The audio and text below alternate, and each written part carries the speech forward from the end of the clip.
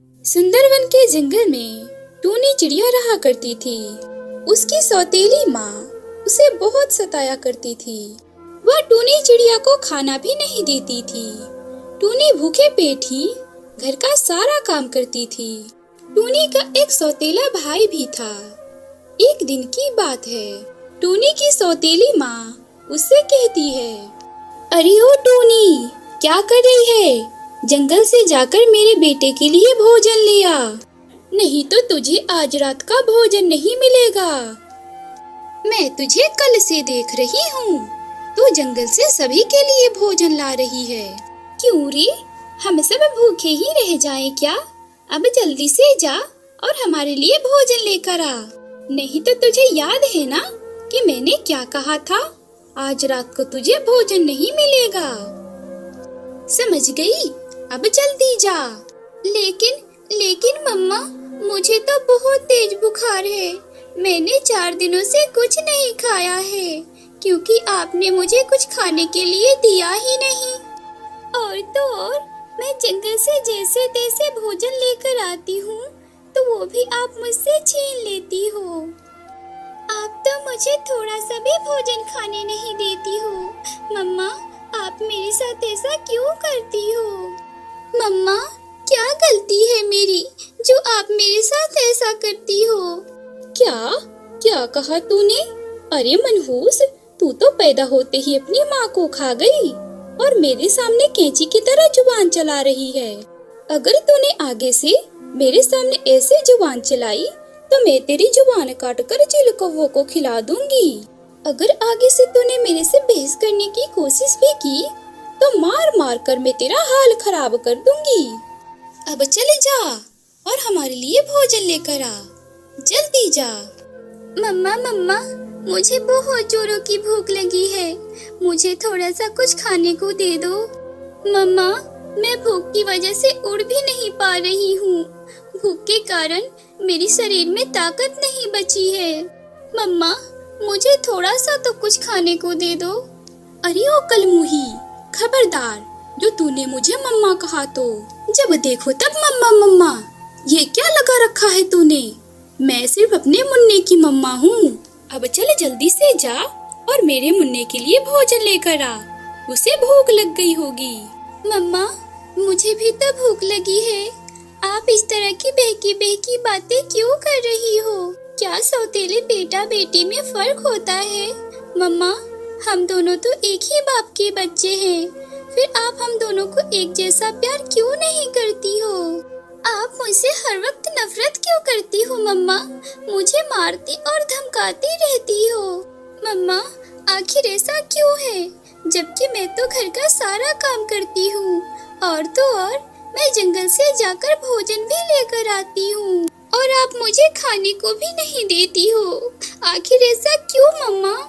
मम्मा, जिसने मुझे जन्म दिया वो मर गई, तो इसमें भला मेरा क्या दोष है? जीना मरना तो सब ईश्वर के हाथ में है।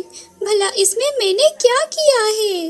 मेरी मम्मा के मर जाने के बाद तो मैंने आपको ही अपना मम्मा माना है, फिर भी आप मेरे साथ ऐसा क्यों करती हो? आप मुझ पर इतना जुल्म क्यों करती हो? क्या आपको ईश्वर से जरा भी डर नहीं लगता? मम्मा तो सिर्फ प्यार करने वाली होती है, लेकिन आप मुझ पर जुल्म करती हो। आखिर ऐसा क्यों करती हो मम्मा? बोलो ना मम्मा। अरे बाप रे बाप, टूनी, ज्ञान देने में तो तू मेरी अम्मा निकली। मैंने तुझे भोजन लाने के लिए बोला था ना, तुझे सुनाई नहीं दे रहा है? तेरी जुबान बहुत लंबी हो गई है और कैंची की तरह चल रही है, तभी तो मुझे इतना बोले जा रही है। तू भोजन लाने जाएगी या नहीं? मेरा बेटा कब से भूखा है। तू जल्दी से जंगल जा और उसके लिए भोजन लेकर आ। मम्मा, मुझसे उड़ा नहीं जा रहा है। मैं जंगल नहीं जाऊंगी, क्योंकि मेरे पंखों में बहुत दर्द हो रहा है। और तो और मम्मा, आप तो सिर्फ मुन्ने को ही प्यार करती हो, मुझे तो बस धमकाती रहती हो। अगर आज मेरी मम्मा जिंदा होती तो आज मैं भूखी नहीं रहती, क्योंकि मेरी मम्मा बहुत अच्छी थी। वो सभी की मदद करती थी। लेकिन आप बहुत बुरी हो। आप मेरे साथ ऐसा क्यों करती हो? हाँ, हूँ मैं बुरी। तो फिर तू मेरे साथ क्यों रहती है? जा, मेरे घर से निकल जा। कम से कम मेरा पीछा तो छूटेगा तुझसे। मनहूस कहीं की, तुझे जब यहाँ खाने को नहीं मिलता है तो फिर तू यहाँ कर क्या रही है? चल यहाँ से अभी के अभी निकल जा, नहीं तो मैं तुझे जान से मार दूंगी। चल निकल जा मेरे घर से। मम्मा मम्मा, मैं कहाँ जाऊंगी? अब तो शाम होने वाली है और थोड़ी ही देर में रात हो जाएगी। मैं अकेले कहाँ जाऊंगी? मम्मा, मैं आगे से आपको कुछ भी नहीं बोलूंगी, लेकिन आप मुझे घर से ना निकालो। मैं कहाँ जाऊंगी? मैं तो इस जंगल में किसी को जानती भी नहीं हूँ। मम्मा, मुझे माफ कर दो, मुझे इस घर से ना निकालो। लगता है तू ऐसे नहीं मानेगी। रुक जा, मैं तुझे अभी बताती हूँ।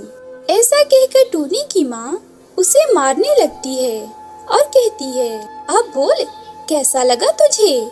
अगर तू जल्दी से इस घर से नहीं गई तो तुझे मैं और मारूंगी। मनहूस कहीं की, अब जल्दी से इस घर से निकल जा। मम्मा, आप ऐसा क्यों कर रही हो? मैं कह तो रही हूँ ना कि मैं आगे से कोई गलती नहीं करूँगी। मैं आपको कुछ भी नहीं कहूँगी। आप मुझे इस घर से ना निकालो। मम्मा, आखिर मैं भी तो आपकी बेटी ही हूँ। अगर आप मुझे इस घर से निकाल दोगी तो मैं कहाँ जाऊँगी? मम्मा, मुझ पर दया करो, मुझे इस घर से ना निकालो। तुझे एक बार में मेरी बात समझ में नहीं आ रही है? अगर तू इस घर से आज नहीं निकली तो मैं तुझे जिंदा जला दूंगी। अगर अपनी खैरियत चाहती है तो अभी के अभी इस घर से निकल जा, वरना मैं तेरी खाल खींच लूंगी। ठीक है मम्मा, मैं निकल जा रही हूँ इस घर से। आप दोनों खुशी खुशी इस घर में रहना। आज के बाद मैं इस जंगल में कभी नहीं आऊंगी। इतना कहकर टूनी चिड़िया वहाँ से दूसरे जंगल चली जाती है।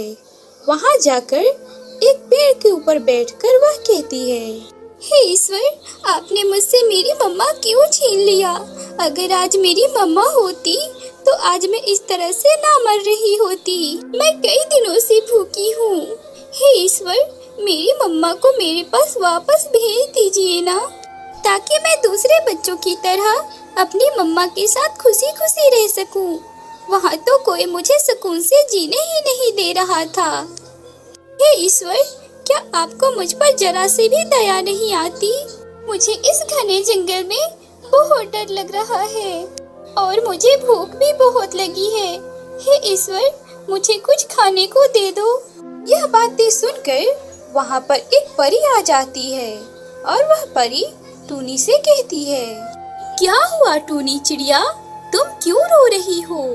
चुप हो जाओ, मुझसे बताओ क्या हुआ है और तुम इस घने जंगल में अकेले क्या कर रही हो? रानी परी जी, मेरी मम्मा इस दुनिया में नहीं है और मेरी सौतेली मम्मा ने मुझे अपने घर से निकाल दिया है।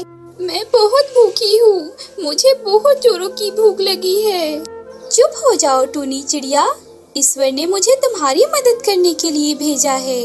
मैं तुम्हारी मदद करूँगी। मैं बेसहारा पक्षियों की मदद करती हूँ। मैं आपको एक केले का बाग दूंगी और रहने के लिए एक सुंदर सा घर भी, जिसमें आप अपनी जिंदगी खुशी खुशी गुजार सकती हो। इतना कहकर रानी परी टूनी चिड़िया को एक सुंदर सा बाग देती है और उसी में उसके रहने के लिए एक सुंदर सा घर भी देती है। टूनी चिड़िया, तुम्हें ये घर और ये बगीचा कैसा लगा? बोलो टूनी चिड़िया। रानी पक्षी, मुझे ये घर बहुत सुंदर लगा। आपका बहुत बहुत धन्यवाद मेरी और बेसहारा पक्षियों की मदद करने के लिए। इसके बाद रानी परी वहाँ से चली जाती है।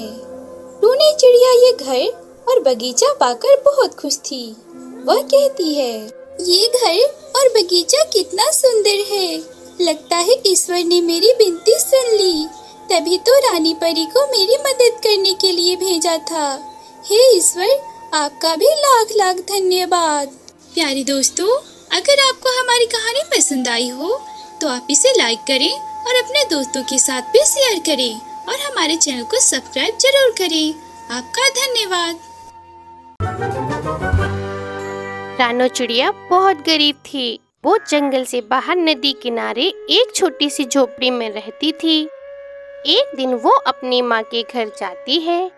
रानू बेटी, सब ठीक ठाक है ना? हाँ माँ, यूँ तो सब ठीक है, लेकिन आपको तो पता ही है मैं कितनी गरीब हूँ। जब से मेरे पति का देहांत हुआ है। बेटी, जो होना था सो हो गया। कमजोर मत बन, बहादुर बन और अपने बच्चों को संभाल। इसीलिए तो माँ मैंने एक नया काम सोचा है। आपने शादी से पहले जो मुझे ब्यूटी पार्लर का कोर्स कराया था, तो बस मैं अपना एक ब्यूटी पार्लर खोलना चाहती हूँ। हाँ हाँ बेटी, ये बात तो बहुत अच्छी है। आपने बहुत अच्छा निर्णय लिया है। माँ, ब्यूटी पार्लर खोलने के लिए पैसे चाहिए, इसलिए आपसे कुछ पैसे उधार लेने आई हूँ। फिर मम्मा चिड़िया अपने संदूक से पैसे निकालकर रानू को दे देती है। रानू चिड़िया पैसे लेकर अपने जंगल लौट जाती है और अपने घर के बिल्कुल पास ही एक ब्यूटी पार्लर की दुकान खोल लेती है। मिठू जी, ये ब्यूटी पार्लर लगता है ना, नया ही खुला है। मैं यहीं तैयार हो लेती हूँ। फिर भी दोनों पति पत्नी चिड़िया के ब्यूटी पार्लर के अंदर चले जाते हैं। हाय हाय हरियाली बहन, इस छोटे से ब्यूटी पार्लर में आपका स्वागत है। मेरी पत्नी को अच्छा सा तैयार कर दो, हमें अपने दोस्त की सालगिरह में जाना है। फिर रानू चिड़िया हरियाली तोती को तैयार करती है। वो थोड़े ही समय में हरियाली को सुंदर बना देती है। बहुत अच्छा मेकअप किया है तुमने। आप बस अपनी फीस बता दो। मेरी बस 200 रुपए हुए हैं। 200 रुपए? ये तो बहुत ही कम है। पति जी, आप इन्हें 300 रुपए दे दो। मिठू तोता रानू चिड़िया को अपने पर्स से 200 का नोट निकाल के देता है और फिर वो वहाँ से चले जाते हैं। जंगल के बाहर चिड़िया का ब्यूटी पार्लर अच्छा चलने लगा था, क्योंकि चारों दिशाओं के सभी बच्चे चिड़िया के ब्यूटी पार्लर पर ही आते थे। ऐसे रानू चिड़िया का काम दिन पे दिन तरक्की करने लगा था। कालू जी, मैंने सुना है जंगल के बाहर एक नया ब्यूटी पार्लर खुला है। हाँ हाँ, तो ये सब तुम मुझे क्यों बता रही हो? कालू जी, तुम भी ना अपनी पत्नी की थोड़ी भी तारीफ नहीं सुनना चाहते हो। जब मैं अपना ट्रीटमेंट कराऊंगी ना, तो काले रंग से गोरी हो जाऊंगी। तो साफ साफ कहो ना, तुम्हें पैसे चाहिए, मेरा समय बर्बाद क्यों कर रही हो? गौरी का पति अपनी दुकान से गुल्लक से गौरी को पैसे दे देता है। गौरी तो भागी भागी चिड़िया के ब्यूटी पार्लर जाती है। आइए मैम साहब, आपको क्या करवाना है? मेरी स्किन बहुत काली पड़ गई है, मुझे एकदम गोरा रंग चाहिए। बहन जी, आपका रंग तो जन्म से ही काला है। मुझे नहीं लगता कि कोई भी क्रीम आपको गोरा कर पाएगी। अच्छा ठीक है, लेकिन थोड़ी बहुत तो गोरी हो जाऊंगी ना। हाँ हाँ, बिल्कुल बिल्कुल, अब से तो थोड़ा साफ ही दिखेगा। फिर रानू चिड़िया गौरी के मुंह का फेशियल करती है। लो, आपका फेशियल हो गया है। अब चेहरे को कपड़े से ढककर धूप ना लगाना। कपड़े से ढककर ही जाना, वरना चेहरा लाल हो जाएगा। अब मैं घर जाती हूँ, काफी देर हो गई है। अरे, मेरे पैसे तो दे दीजिए। पैसे मैं कल दूंगी, जब मेकअप कराने आऊंगी तब मैं फिर से कल आके दे दूंगी। ऐसे कहते हुए गौरी कौवी वहाँ से चली जाती है। अरे, मेरी 1000 रुपए फेशियल वाली किट थी और यह गौरी कौवी बिना पैसे दिए ही चली गई। पता ही नहीं कल आएगी भी या नहीं। फिर सुबह हो जाती है। गौरी कौवी तो अपना चेहरा जैसे ही आईने में देखती है, वो जोर जोर से चिल्लाती है। उसका पति कालू कौवा भी भागा भागा उसके पास आता है। क्या हो गया? इतनी सुबह सुबह क्यों चिल्ला रही हो रानो? उस रानू चिड़िया की वजह से हुआ। कल उसी ने मेरे चेहरे पर अपना फेशियल किया था। तुम चलो मेरे साथ, मैं अभी उसकी खबर लेता हूँ। फिर कालू कौवा अपनी पत्नी को साथ लेकर रानू की ब्यूटी पार्लर आता है और फिर वो हंगामा करता है, सामान को तोड़ने लगता है। आप ये क्या कर रहे हो? कोई बात है तो आराम से करें। मेरे सामान को ऐसे ना तोड़े फोड़े। चल चिड़िया, तुम मेरे साथ चल। तूने ठीक नहीं किया। मेरा चेहरा देख कितना बदसूरत हो गया है। देखिए बहन जी, मैंने कोई खराब प्रोडक्ट नहीं लगाया। आज तक का रिकॉर्ड है, ऐसा कभी किसी के साथ नहीं हुआ। मेरी पत्नी के साथ तो हुआ है ना, कौन ठीक करेगा? अब तो कोई बड़ा डॉक्टर ही ठीक कर पाएगा और उसके पैसे भी दोगी तुम ही। हाँ हाँ ठीक है, मैं ही पैसे देने को लिए तैयार हूँ, लेकिन मेरे सामान को ना छूना। तो निकालो जल्दी से, पूरे 1000 रुपए निकालो। उन कौवों से डरते हुए चिड़िया ने उन्हें 1000 रुपए दे दिए। पैसे देने के बाद कालू कौवा उसका महंगा सामान तोड़ ही जाता है। बेचारी चिड़िया को तो बहुत नुकसान हो गया था। गौरी, वो रहा बड़ा हॉस्पिटल, वहीं चलते हैं। कालू जी, ऐसे तो हो ही जाता है रिएक्शन ही तो है, अपने आप ही ठीक हो जाएगा। पैसे क्यों खर्च करने, आप सीधा घर चले। अरे माँ, आप यहाँ आने से पहले बता तो दिया होता, मैं आपको लेने आ जाती। बेटी रानो, मैं तेरा नया काम देखने आई हूँ और ये फेशियल किट तुझे देने आई हूँ। इससे काला चेहरा एकदम निखर जाता है। ये किट तेरे बहुत काम आएगी। फिर मम्मा चिड़िया रानो को फेशियल किट देकर वहाँ से चली जाती है। ये माँ को क्या हुआ जो मेरे पास जरा भी नहीं रुकी और बस चली ही गई, बच्चों से भी नहीं मिली। ऐसे सोचती हुई रानो अपना सामान जमाती है और कुछ देर बाद काली चिड़िया अपना फेशियल करवाने आ जाती है।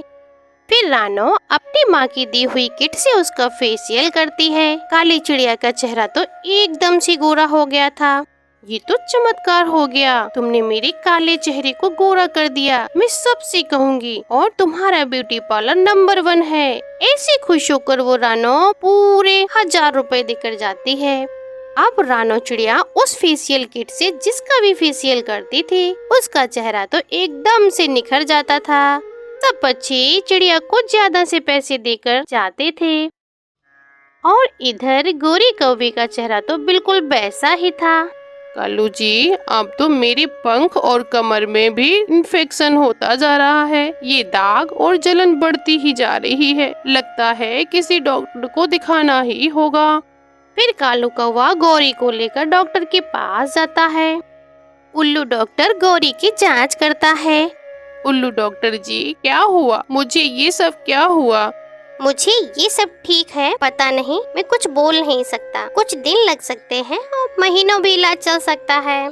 क्या लंबा इलाज चलेगा? ऐसे में तो मैं मर ही जाऊंगी। ये बुरी शक्ल लेके मैं घर से बाहर भी नहीं निकलती। मुझे ये जल्दी ठीक करना है। गौरी, चुप कर जा, चुप हो जाओ। इसका इलाज पक्का ही करेंगे तो तुम पहले तो ठीक हो जाओगी। ऐसे गौरी कौवे का बहुत बुरा हाल था। एक दिन रानो की माँ उसके ब्यूटी पार्लर पर आती है। बेटी, काम कैसा चल रहा है? सब बढ़िया तो है ना? हाँ माँ, हाँ, जब से आपने मुझे ये फेशियल किट दी है मेरा काम तो बहुत अच्छा चल रहा है। वैसे माँ, आपको ये किट कहाँ से मिली? कभी अगर खत्म हो गई तो मैं सोचती हूँ फिर मैं इस किट को कहाँ से मंगाऊंगी। मैं तो सोच के ही हैरान हूँ। Facial kit? कौन सी फेशियल किट? तू क्या बोल रही है? क्या आप नहीं जानती? अरे माँ, इसका मतलब वो फेशियल किट भी जादुई है जो कभी खत्म ही नहीं होती। मैं समझ गई हूँ, वो आपके रूप में मेरी मदद करने आई थी। चिड़िया मन ही मन उस पक्षी का धन्यवाद करती है और सुखी जीवन जीती है। गौरी को रानो चिड़िया के बारे में सब पता चल जाता है और फिर वो भागी भागी चिड़िया के पास आती है। तुम तो वही बुरी कौवे हो जो मेरे ब्यूटी पार्लर पर तोड़ फोड़ करके गई थी। और ये क्या, आपका चेहरा तो अभी तक वैसा ही है। मैंने अपनी पत्नी का बहुत इलाज करवाया लेकिन इसका चेहरा ठीक नहीं हुआ। तो फिर आप यहाँ क्यों आए हो? कोई डॉक्टर नहीं था? उसको दिखाइए जो आपकी पत्नी को ठीक कर दे। हमने सुना है तुम्हारे पास जादुई फेशियल किट है, कृपया उसे मेरी पत्नी के मुंह पर लगा दो। दोनों पति पत्नी चिड़िया से विनती करते हैं। रानो चिड़िया को भी गौरी की सूरत देखकर बहुत बुरा लगता था। वो उसके चेहरे पर जादुई फेशियल लगाती है और गौरी कौवे का चेहरा तो एकदम से ठीक हो जाता है। वाओ, मेरा चेहरा तो ठीक हो गया। कालू जी, देखो देखो, मेरा चेहरा एकदम से ठीक हो गया। चिड़िया, मैं तुम्हारा ये एहसान कभी नहीं भूलूंगी। गौरी, कालू, उस दिन आपने मेरे साथ बहुत बुरा किया था, शायद इसीलिए ऊपर वाले ने आपको ये सजा दी है। अब दोबारा से किसी के साथ भी ऐसा नहीं करना। उन बुरे कौवों को समझ आ गई थी और वो उस दिन के बाद अच्छे और नेक दिल वाले पक्षी बन जाते हैं। आपका धन्यवाद। कहानी एक सुंदर वन जंगल की है। एक दिन टुनटुनी के माता पिता दोनों के ही हादसे में मौत हो गई थी। टुनटुनी चिड़िया के पिता अंडे के पराठे का ठेला लगाते थे। माता पिता के गुजर जाने के बाद टुनटुनी चिड़िया ने अंडे पराठे का ठेला लगाना शुरू कर दिया। टुनटुनी चिड़िया का एक छोटा भाई भी था जिसका नाम कालू था। माता पिता की मौत के बाद टुनटुनी चिड़िया ने कालू की पूरी जिम्मेदारी संभाल रखी थी। टुनटुनी चिड़िया शाम को अंडे का पराठे का ठेला लगाती। अरे बहन जी, एक प्लेट अंडे का पराठा लगाना। अरे भाई, मेरे भी एक प्लेट अंडे का पराठा लगा दो। अभी लगाती हूँ साहब। अरे तुम्हारी अंडे पराठा में इतना स्वाद आता है, जी करता है एक और खा लूं। दोस्तों, कल के वीडियो में आपने इतने कम लाइक क्यों दिए? मुझे बहुत बुरा लगता है। दोस्तों, जब मैं आपके कहने पर वीडियो बनाती हूँ तो आप बहुत कम लाइक करते हो। ऐसा क्यों? जब आप कम लाइक करते हो तो मुझे वीडियो बनाने में बिल्कुल अच्छा नहीं लगता है, तो मेरा मन भी नहीं करता है। तो प्लीज दोस्तों, आप इस वीडियो पर जाकर लाइक तो दे दो। एक तो लाइक कर दो प्लीज। इस तरह टूनी चिड़िया एक पराठा और दे देती है। ये लो साहब। टूनी चिड़िया के पुराने बंदी ग्राहक पक्षी फिर से उसके पास आने लगे थे, जो कभी उसके पिता के बनाए हुए अंडे के पराठे खाते थे। वो अब टुनटुनी के बनाए हुए अंडे के पराठे खाने में टुनटुनी के भाई कालू का भी धीरे धीरे मन लगने लगा। और एक दिन दीदी, स्कूल के सभी दोस्त हवाई मोटर से बादलों में घूमने जा रहे हैं। दीदी, मुझे भी हवाई मोटर से बादलों में घूमने जाना है। आप मुझे 500 रुपए दे दो ना दीदी। 500 रुपए? इतनी कमाई नहीं है मेरी कि मैं तुझे घूमने के लिए 500 रुपए दे दूं। तू जानता है ना कि जो कमाई होती है उसकी आधी कमाई से सामान लाना पड़ता है, जो सामान लाने में ही चली जाती है, और बाकी के बचे हुए पैसों से घर का खर्च चलता है। दिन रात मेहनत करके मैं तुझे पढ़ा रही हूँ कि ताकि तू बड़ा होकर मेरी तरह अंडा पराठा न बेचे। तू पढ़ाई में ध्यान लगा और पढ़ लिख कर अमीर पक्षी बन जा। कौआ बुरे मन से दीदी की तरफ हाँ कह के तो चला जाता है, पर वो जब स्कूल पहुंचता है तो स्कूल में उसका दोस्त बंटी कबूतर कहता है, तू बादलों में घूमने के लिए पैसे लाया है ना? नहीं, दीदी ने मना कर दिया। दीदी नहीं चाहती है कि तू कहीं घूमे। लगता है तेरी दीदी नहीं चाहती है कि तू कहीं घूमे फिरे। अरे चल चल, अब तू यहाँ से बाहर चल, भाग यहाँ से। अब कालू कौवे का दोस्त उसे एक शराब की बोतल देता है और फिर दोनों शराब पीने लगते हैं। कालू को अब धीरे धीरे शराब पीने की आदत लग जाती है, जिसके लिए वह अंडे चुरा कर बेचने लगता है। और जब टुनटुनी चिड़िया अंडे का पराठा बनाती है, तब कालू कौवा उसकी मदद करने के बहाने वहाँ पर खड़ा हो जाता है और रोज 2-4 अंडे बेच देता है, और इन्हीं पैसों से फिर वो शराब पीता है। अरे, मैंने तो 4 कैरेट अंडे लिए थे, लेकिन सभी कैरेट में एक से एक अंडा गायब है। टुनटुनी चिड़िया अंडे वाले की दुकान पर जाती है। अरे हरी काका, तुमने 4 कैरेट में से एक एक अंडा कम करके मुझे क्यों दिया है? कैसी बात कर रही हो बिटिया?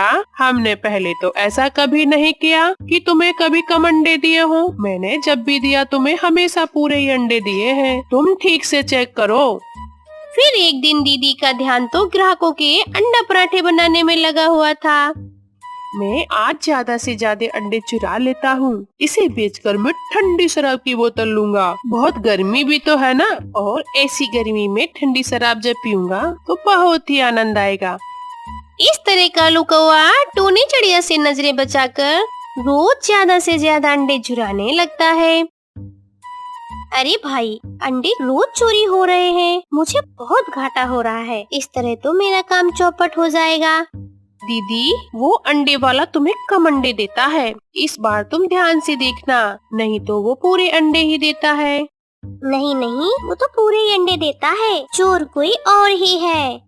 कालू कौवा रोज शाम को थोड़ी देर के लिए ठेले के पास आता और फिर गायब हो जाता था। यह बात टुनटुनी चिड़िया काफी दिन से नोटिस कर रही थी और टुनटुनी को कालू कौवे पर शक हो जाता है। दूसरे दिन शाम को टुनटुनी चिड़िया अपना ठेला लगाती है। उस दिन उसके ठेले पर ज्यादा डिमांड आई थी। अरे बहन जी, 1 प्लेट अंडा और लगाना। 1 प्लेट अंडा पराठा लगाना। मेरे लिए डबल एग पराठा लगा दो।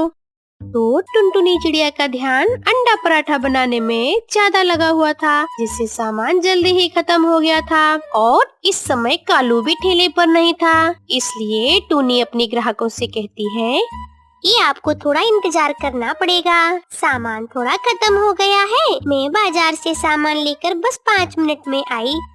टुनटुनी चिड़िया अपने ठेले को छोड़कर जल्दी से सामान लेने बाजार गई कि तभी उसने बाजार से लौटते समय कालू को उसके दोस्त के साथ शराब पीते हुए देख लिया।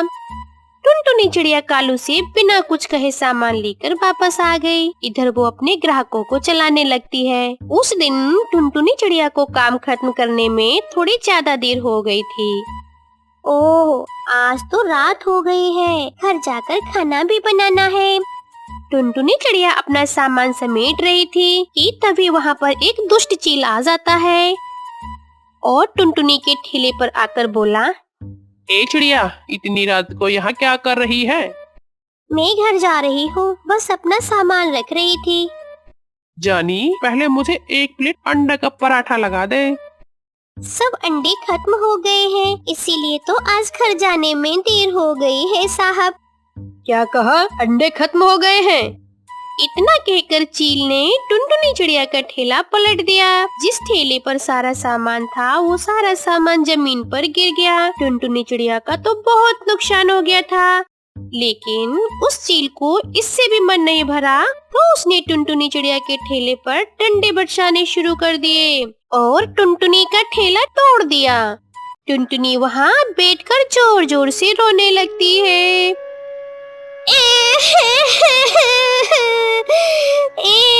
उस दुष्ट चील को जरा सी भी दया नहीं आई मुझ गरीब पर। अब मैं एक नया ठेला कैसे लाऊंगी?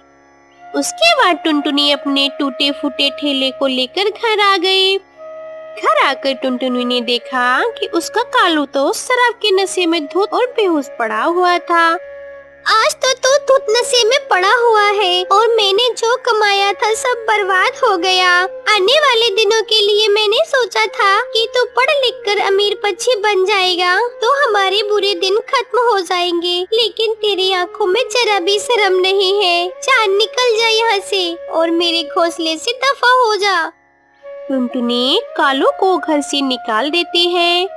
कालू अपने उन दोस्तों के पास गया जिनके साथ वो नशा किया करता था, लेकिन सबने उसे अपने घर में रखने से मना कर दिया। नहीं यार, तू समझा करना, माँ नहीं मानेगी यार। अपनी बहन से माफी मांग ले और घर चला जा। इस तरह से निराश होकर कालू की आंखें खुल गई थी। वहीं दूसरी तरफ टुनटुनी चिड़िया को समझ नहीं आ रहा था कि अब वो करे तो क्या करे। तभी टुनटुनी की नजर उसके घोंसले पर रखी टेबल पर पड़ती है और कुछ पैसे भी हैं उसके पास। क्यों ना मैं इस टेबल को बाहर रख दूं और अपने घोंसले से ही अंडे के पराठे का बिजनेस करना शुरू कर दूंगी। अगले ही दिन से टुनटुनी ने अपने घोंसले के सामने एक बोर्ड लगा दिया। बोर्ड को देखते ही उसकी दुकान पर ग्राहक भी आने लगे और उसका काम पहले से भी अच्छा हो गया। और इधर सर्दियों में ठंडी रात पेड़ पर अकेले गुजारकर कालू कौवे को अपनी बहन की याद आ रही थी और वो रोते हुए टुनटुनी चिड़िया के पास पहुंचा। दीदी, दीदी मुझे माफ कर दो, आगे से ऐसे कभी निराश नहीं करूँगा। अब से ध्यान लगाकर पढ़ाई करूँगा, मैं आपके काम में भी मदद करूँगा। उस दिन के बाद कालू में सुधार आ जाता है और फिर टुनटुनी चिड़िया उसे माफ भी कर देती है और वो अपनी बहन के साथ मन लगाकर काम करता है। फिर दोनों भाई बहन खुशी खुशी रहने लगते हैं। कहानी एक सुंदरवन जंगल की है। उस जंगल में टुनटुनी चिड़िया अपना एक पेड़ पर घोंसला बनाकर रहा करती थी। उसके पास वाले पेड़ पर कड़कनाथ कौवा अपने परिवार के साथ रहा करता था। उसका एक बेटा था कालू कौवा, वह बहुत ही आलसी था। कुछ दिन पहले ही टुनटुनी चिड़िया ने अंडा दिया था और आज वह उस अंडे से एक नन्ही सी चिड़िया बाहर आती है। आज मेरा माँ बनने का सपना पूरा हो गया। मेरी बेटी कितनी मासूम है, मैं इसे कभी भी कोई परेशानी नहीं आने दूंगी। इसी तरह कुछ दिन गुजर जाते हैं कि एक दिन टुनटुनी चिड़िया भोजन की तलाश में जा रही थी। तभी कालू कौवा उसके घोंसले के पास आता है। अरे कालू भैया, अच्छा हुआ जो तुम आ गए। मैं अभी आपके पास आने ही वाली थी। क्यों, क्या हुआ? भैया, मैं भोजन की तलाश में जा रही हूँ। आप मेरी बच्ची का ख्याल रखिएगा। मैं अभी आ जाऊंगी। ठीक है बहन, तुम जाओ, मैं तुम्हारे बच्चे का ख्याल रखूंगा, लेकिन आते समय मेरे लिए भी भोजन लेते आना। हाँ हाँ कालू भैया, आप चिंता मत करिए, मैं जरूर लेती आऊंगी आपका भी भोजन। इतना कहकर टुनटुनी चिड़िया भोजन की तलाश में चली जाती है। कालू कौवा चिड़िया की बेटी की देखभाल करने लगता है। थोड़ी देर बाद जब टुनटुनी भोजन लेकर आती है। कालू भैया, आपका बहुत बहुत धन्यवाद जो आपने मेरी बच्ची की देखभाल की है। यह लीजिए, मैं आपके लिए भी भोजन लेकर आई हूँ। ठीक है टुनटुनी चिड़िया, अब तुम अपनी बच्ची का ख्याल रखो, मैं अपने घर जा रहा हूँ। इस तरह टुनटुनी चिड़िया रोज भोजन लेकर आती है और कालू कौवा बैठा ही बैठा खाता है। धीरे धीरे कई महीने गुजर जाते हैं और बारिश का मौसम शुरू हो जाता है। तब एक दिन टुनटुनी चिड़िया कहती है, मैं इस बारिश में अपनी बेटी को कैसे बचाऊं? मेरी बेटी इस बारिश में भीग रही है। मैं कालू के पास जाकर मदद मांगती हूँ, शायद कालू कोई मेरी मदद करे। इस तरह टुनटुनी चिड़िया कालू के पास जाती है।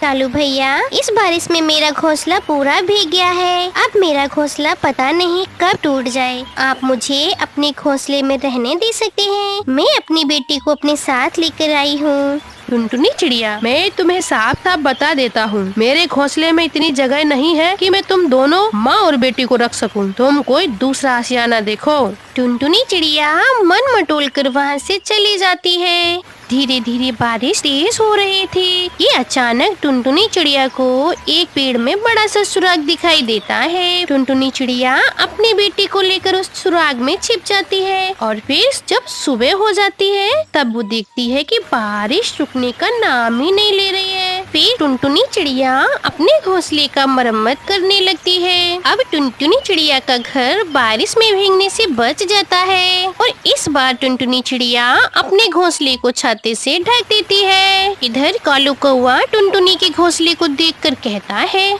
अरे टुनटुनी चिड़िया तो बहुत ही चालाक निकली। इसने तो अपने घोंसले को छाते से ढक लिया है। मैं किसी तरीके से मौका देखकर इसका छाता चुरा लूंगा और फिर मैं अपने घोंसले में लगा दूंगा।